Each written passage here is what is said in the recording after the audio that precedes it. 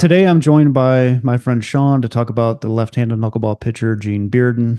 Gene was a rookie in 1948 and had the best season of his career as he was pivotal in the Indians winning the World Series. He was a Cleveland hero, and like many baseball players of his day, he was a war hero. Sean, thanks for coming on again. And you brought Gene to my attention. You texted me one night and sent me the back of Gene's baseball card. You want to read that? Yeah, absolutely. So it's from his 1950 Bowman card, a set that I built a while back, but it caught my eye. Gene had an off season in 1949, just breaking even with 8-8 record. In 1948, he won 20 and lost 7. His 20th win was in the playoffs against the Red Sox, which won the pennant for the Indians. He was a hero of the ensuing World Series. Gene was badly wounded in torpedoing of Helena during the war.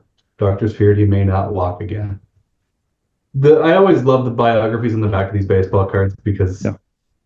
it's a great way to learn your history. And a lot of these guys, most of the guys in these days were war veterans. But even among those cards, this one really stood out to me because a fairly graphic description of being torpedoed by the Japanese in the middle of the Pacific, which not a lot of other cards, actually none of them had anything remotely approaching that. So it really grasped my attention. So we'll talk a little bit about his background before we get into his war experience. But Gene hails from Arkansas. He was born in 1920, and he was like a lot of these guys. He was a high school athlete star that played multiple sports. He played 4 sports in high school. But after high school, Gene was signed by the Phillies, and he bounced around the South for a few years in the Florida Georgia League and then the Sally League before World War II arrived. While he was developing as a pitcher, he felt a calling and enlisted, like so many men of that era did. He enlisted in the Navy in September of 1942.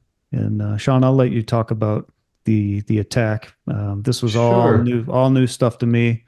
I found it Yep, and fascinating. I'll admit it was new to me too. I hadn't been familiar with this particular ship, but anyways, on July 6th, 1943, Bearden was on the USS Helena when it was attacked by Japanese destroyers. The Battle of Kula Gulf, if you're really deep down into military history, 3 of those torpedoes struck the Helena. According to the National Museum of Naval History, of the 1,200 men on board, 168 died. We've got some interviews with Bearden at the end of the war, just kind of laying out his experience. In an interview in the Newark Star-Ledger in 1945, he mentioned they were chasing a couple of Japanese submarines. Somehow we got right between them and they let us have it, but good. The ship went down in 15 minutes. I was in the engine room and it started up the ladder when we got hit. Next thing I remember, I was in the water. They told me after that a chief pulled me out of the engine room and got me on a raft just before the ship went under. We were in the water for the next 3 days. I was conscious just about half the time. Yeah, I can't Uh, even imagine. no, no, I mean, it's impossible to put your mind into something like that if you never lived it yourself. Hmm. Uh, but yeah, there was a follow-up email in 1948 where it was elaborated even further. When he was given the instruction to abandon ship, Gene was climbing a metal ladder leading out of the engine room when a second torpedo hit. The ladder crumbled. He was hurled to the floor. His knee was twisted and crushed. His head was split open by flying fragments, and he lay unconscious in the pit of the sinking ship. And in his own words, I don't know how many doctors told me that with respect to losing his ability to play the game, but he had an aluminum plate and a screw in his knee and another aluminum plate in the back of his head. He ran across a doctor who he said would patch him up well enough to do, and the best he could do was the name of the doctor was Wyland. Somehow this was not the end of the war for him.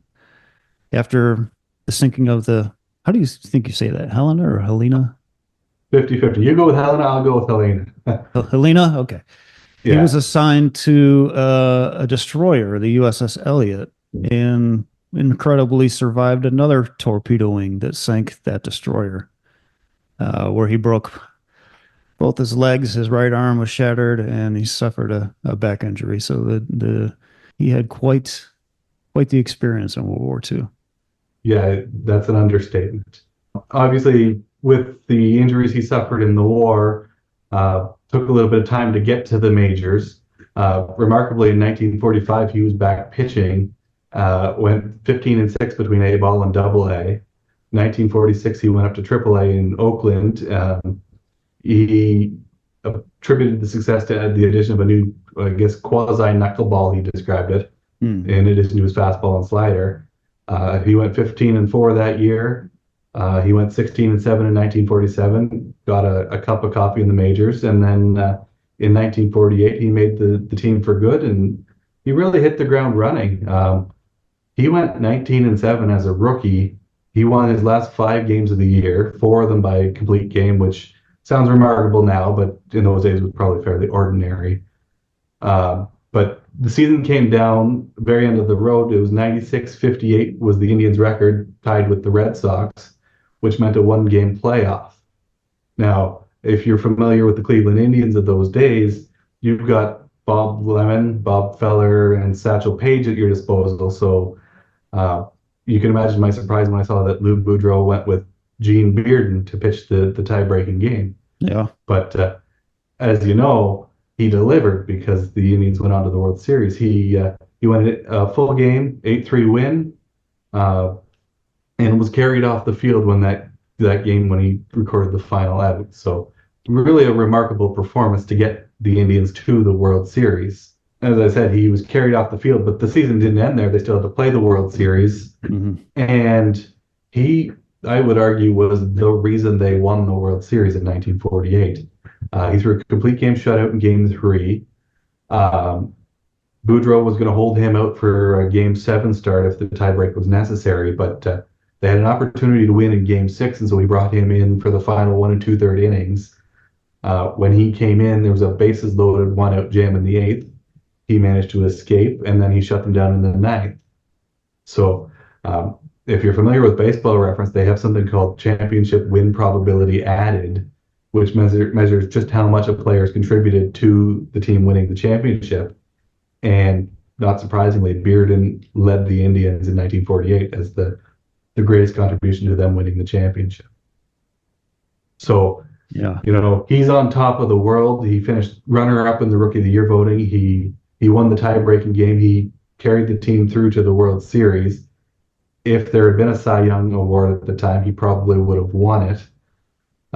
He had a 2.43 ERA in 230 innings with 6 shutouts, 15 complete games, and just was dazzling. He was the toast of the town. He was a baseball hero. Yeah. If that were happening today, I'm sure his Bowman Chrome cards would be through the roof. Uh, I'm sure they would. so he looked like he was on pace to have an incredible career. Yeah, But yeah, didn't pan and out that way. no, it didn't. And I can't pinpoint any specific thing, whether it was injury or just a regression or what happened, but he pitched for 5 more seasons, and his career ended in 1953. He was a 45 and 38 record, but he was still a World Series hero and a war hero. Yeah. Yeah. Can't take that away from you, can you? That's right. Or can you? Or can you? Yeah. Yes. This is the part of the story, when I referred you to the Gene Bearden story, I didn't know this part, but you Oh, can't tell the story without it, and it's just as fascinating as the rest of it. it is. And I don't know how many people are going to see where we're going here. But you discovered this nugget. So, well, you discovered that collector discovered this nugget. Yes, So, I can't take credit for it. There's a blogger who goes by the name of Vet Collector, and I apologize, I don't know his name, or I would give him the proper attribution, but there was a post on the blog, chevronsanddiamonds.org, a blog post on June 28th of 2023, dealing with Gene's war service. Interestingly, when Gene enlisted in the Navy, he was sent to the Great Lakes Naval Training Station just north of Chicago for boot camp. He became a fireman second class. From there, he attended Naval Training School in Memphis for training as an aviation machinist mate, and was sent in March of 43 to the Naval Air Station in New Jersey. As far as I can tell, all of that it would be more or less standard experience when you join the Navy. mhm, mhm. Um, so yeah, the Navy invested a year and a half in his training. Um, for reasons unknown, he caused trouble in the barracks one night. He was confronted with the military police and was insubordinate and abusive. They got him a hearing and got him kicked out of the Naval Air Program. Um, on May 10th, he was transferred to Boston to await further orders. May 29th, he boarded the newly built SC-497 class submarine chaser, the USS SC-1330 in Dorchester, Massachusetts. A month later, on June 29th, his ship collided with the Coast Guard cutter not far from Miami. There were no serious injuries, but the cutter sank. And for the next few weeks, Gene was in Florida while his ship was in dry dock for repair. Very If you're interesting. paying close attention here, this is where it gets interesting because this is where his story starts to fall apart. On July 6th, he was in dry dock in Florida. That's the same day that Helena was torpedoed in the Pacific. You don't have to be an expert in geography to know that Miami, Florida is nowhere near the Pacific Ocean. He was roughly 8,500 miles away when the ship was sinking. Hmm. So kind of raises a few questions here. Remember the bit on the baseball card where the doctors feared he may never walk again. Made a pretty remarkable recovery from that to turn around and pitch the following season. But yeah, he'd had some high school football injuries, and the suspicion is that might have been the injuries that he was recovering from because he was never on the Helena. He also wasn't on the USS Elliott that was subsequently torpedoed. There are no records of his injuries. He played baseball on a Navy team in 1944. The term you used is stolen valor. Yeah. All great tales of heroism, none of it's true. None of it is validated in any way. Gene always liked to tell the story of his service. Usually details were altered or embellished along the way. By the mid-1970s, he switched tacks and stopped talking about his military service at all. Yeah, I wonder why. I don't know if he felt a sense of guilt or if it was catching up to him. Yeah, I couldn't say, but yes, if you're constantly spinning stories about an event that didn't happen and adding details, I might be afraid of forgetting something along the way and be inclined to stop sharing the story too. It's fascinating, and Gene liked to talk. There's a lot of interviews with him that are available in the public domain, but none of what he told was true. It's hard to sort out fact from fiction in this one, and Yeah, he died it's in yeah he go died ahead. in 2004, so we'll never hear the true story, at least from his end. Yeah, it's really disappointing because the guy, as you pointed out, he was a World Series champion and a hero.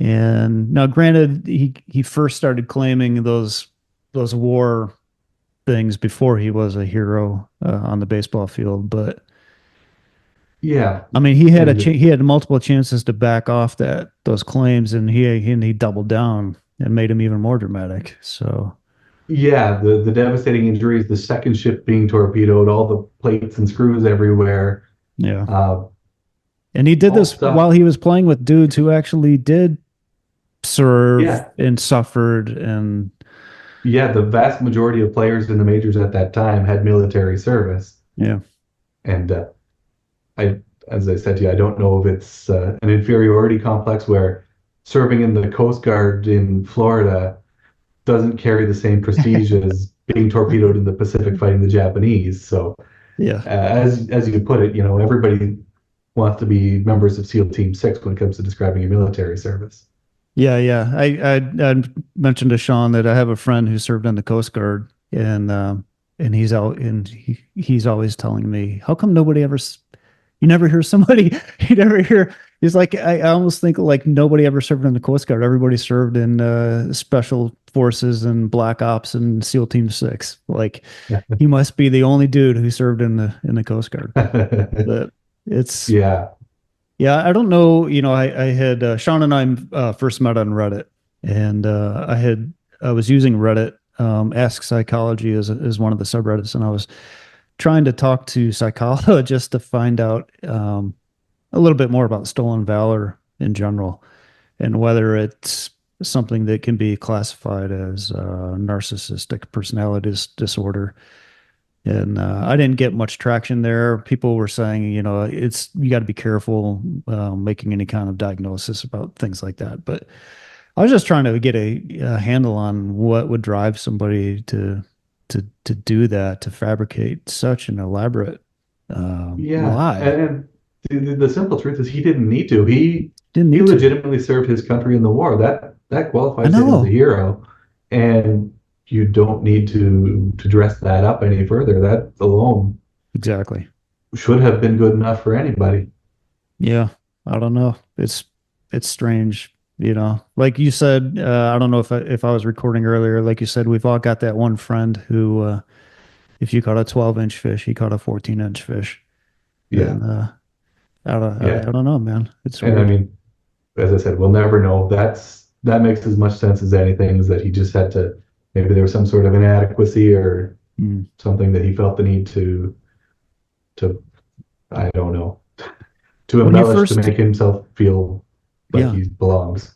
and when you first told me that, and you told me about the story not holding up, and it made me a little bit angry. And I mean, I haven't have no I have not served at all in any, but it made me angry because of the guys that I have researched, the Mickey Grassos who were held in POW camps, and the Burt Shepherds who lost his leg being shot off. So I can't even imagine if that had come out during his playing days. Wow, that would have been a. Yeah, yeah. But I'm things were guessing it. easier to. It was easier to lie back then, man. My son tells me all the time. He's like, boy, it must have been easy to commit crime when you were a kid. I was like, I don't know. I don't Never know. tried. I don't know Yeah. firsthand, but yeah, I mean, now it's like there's security cameras everywhere and cell phones tracking you everywhere you go. Yeah, But it's so easy to verify or refute these sorts of things now. Yeah. yeah, but even so, you still see guys. I don't know if you have it up in Canada. I'm sure Canada is not any different from the U.S. Where you have these guys dressed up like they served, and they were Green Berets or whatever. And like Yeah. we were talking, just doing some research for this episode, there are a number of famous people that actors, and I'm not even going to bother to call them all out, but actors that I liked or like. I shouldn't say liked because listen, everybody's got uh, flaws, and I don't know what drives somebody to do something like that, but um, I don't know if they deserve our sympathy or or what. But I'm not going to cast stones and No, no, I haven't. I have a hard time giving much sympathy for it, but at the same time, I didn't live through the war. I don't have his yeah, experiences, and I can't understand what was going through his head when he made those claims, and or what his motivation was behind it. yeah. It's a fascinating story, though. I mean, it would It be is. fascinating if all of those claims were true, but the fact that they aren't just makes it even. It's like I think an so. It's like an what's his name? M. Night Shyamalan. It's like an M. Night Shyamalan twist to the end of the story. Yeah, I see dead people.